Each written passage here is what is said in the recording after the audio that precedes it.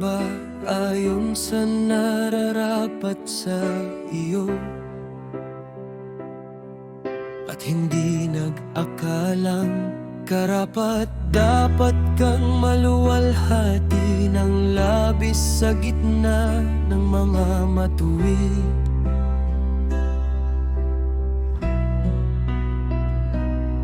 Sapagkat maraming malaking kapighatian ang gagawin sa mga mamuhay sa mundo.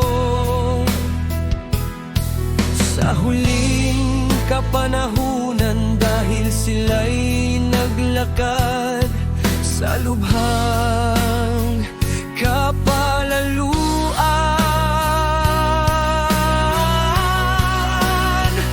ngunit unawain mo para sa iyong sarili at hanapin mo ang kaluwalhatian para sa mga katulad mo.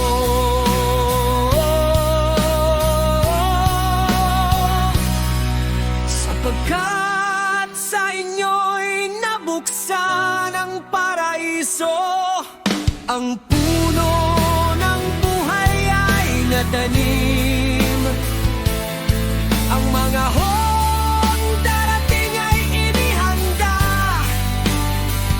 ang kasaganaan ay nakahanda. Ang isang lungsod ay tinayo at ang kapahingahan ay pinagkaloob.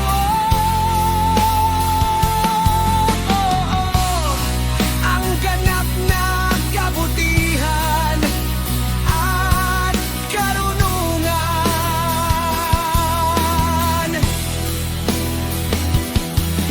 ang ugat ng kasamaan ay tinitiklop mula sa inyo. Ang kahinaan at ang tanga ay ikinubli mula sa inyo, at ang kasiraan ay tumakas patungo sa impyerno upang malimutan.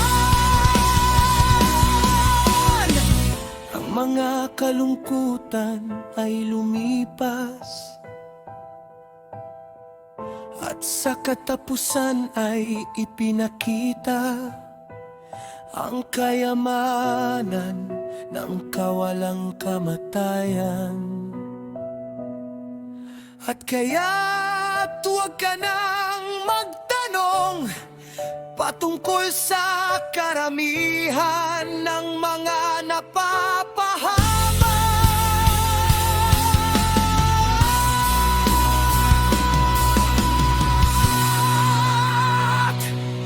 sapagkat nang sila'y tumanggap ng kalayaan, kanilang niwalang halaga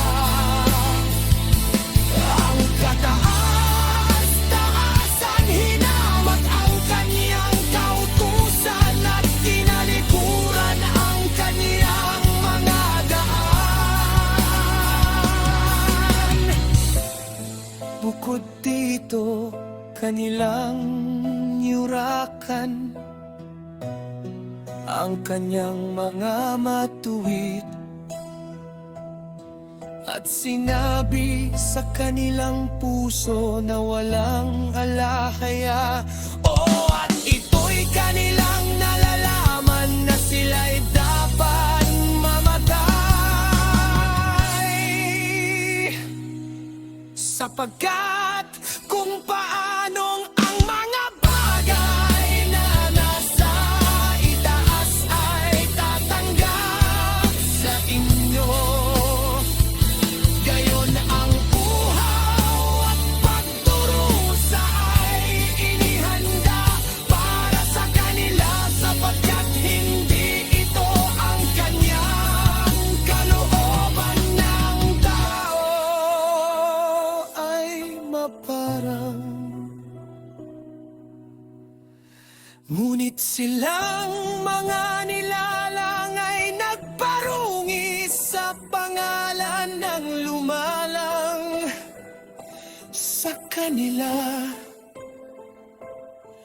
At naging walang utang na loob sa naghanda ng buhay para sa kanila. At kaya